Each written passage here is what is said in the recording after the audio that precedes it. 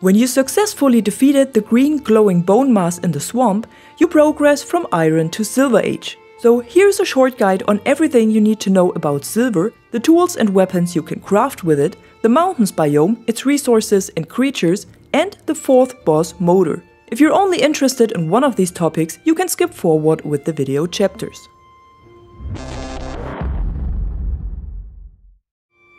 While exploring the Black Forest, you might have found one or more mountain biomes already, as they are mostly surrounded by Black Forest. And you also might have recognized that you start freezing and take damage once you entered the biome. So before you start your first journey to the mountains, there's a little thing you have to prepare, and that's the Frost Resistance meat.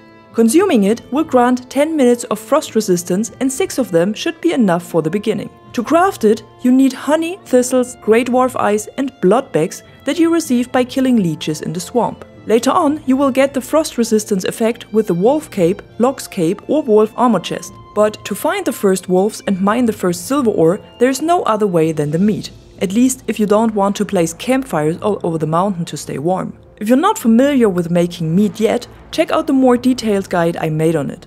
Note that if you are wet, nothing can negate the freezing effect, not the wolf fur cape nor the armor chest. The frost resistance meat can if you drink it before the wet effect starts.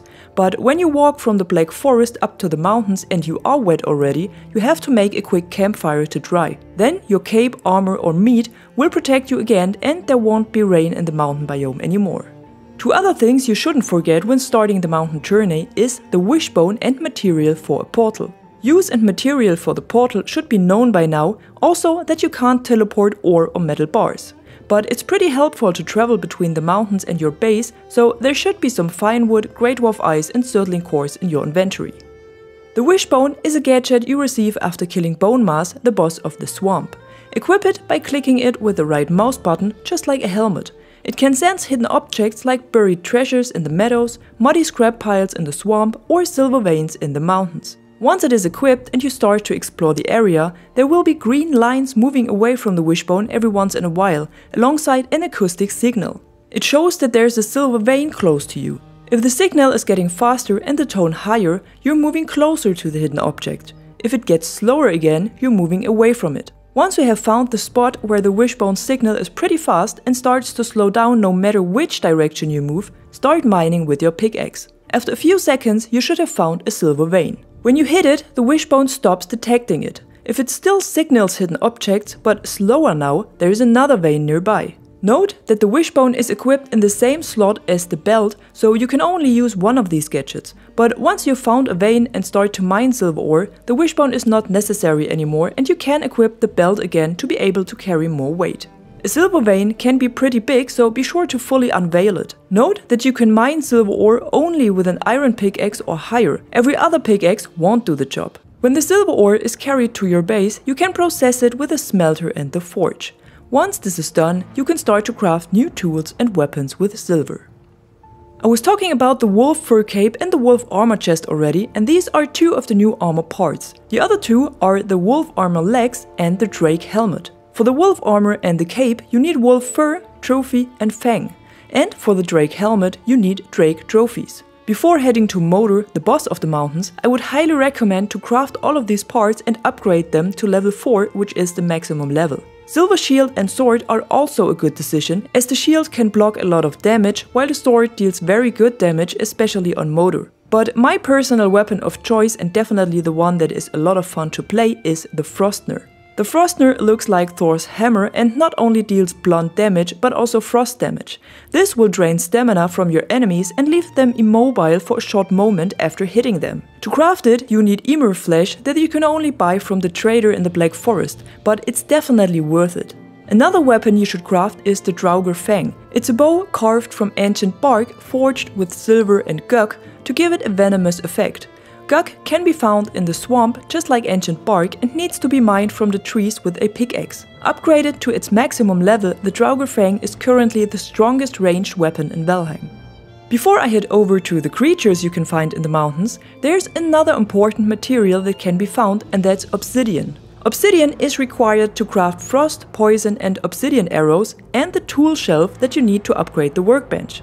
It can be found in deposits similar to the tin deposits of the Black Forest, but with a black instead of a silver shining surface. And just like silver, obsidian needs an iron pickaxe to be mined. So I was talking about wolf fur capes and armor already, and that you need wolf fur to craft it. You can find wolves in packs of up to 4 everywhere in the mountains, and most of the time you hear them howl before you see them. They drop fur, raw meat, fang and trophies, and are pretty important in Valheim, not only because of their resources, but also because they make a great army, especially when you are playing alone.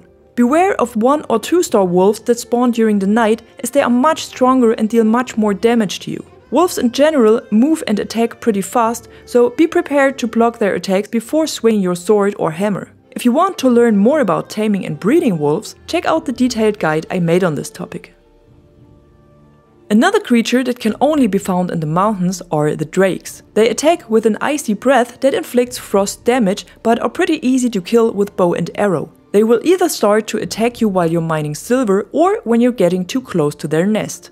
If you find one of those nests, I would recommend to mark it on the map, as you need the purple eggs to summon Moder. The eggs are pretty heavy and can't be teleported, so better leave them in the nest as long as you don't need them. The third creature of the mountains is the stone golem. They are large, just like trolls, and have a significant amount of health. When they sleep and are not moving, they look like piles of rocks, but when you're getting too close, they start to move and attack you. Keeping your distance and fighting them with the bow and arrow is the safest way to deal with them. They will also get attacked by drakes and wolves, so if you see them fighting, wait a bit and seize the opportunity once the attackers are defeated and the golem is lower on health. Last but not least, let me give you some tips on how to find and fight Moder, the boss of the mountain biome. To find the location of Moder, you need to interact with the rune stones that can be found inside or close to the old ruins. The location will then be marked on your map automatically. Moder needs to be summoned by placing 3 dragon eggs in the offering bowls of the circular altar and interacting with the executioner's block. To fight the dragon, you should use a fully upgraded Draugr Fang and fire and poison arrows. She will alternate between flying, where she fires hard-hitting ice projectiles, and landing, where she performs heavy swipe attacks. While Moder is on the ground, you can attack her with the sword or the Frostner, but be sure to block her hits, otherwise she will slow down your movement significantly. But once you manage to defeat her, you will receive the usual trophy for the altar and dragon tears. These are needed to build the artisan table, the workbench you need to progress from silver to black metal. But that's the topic of another video.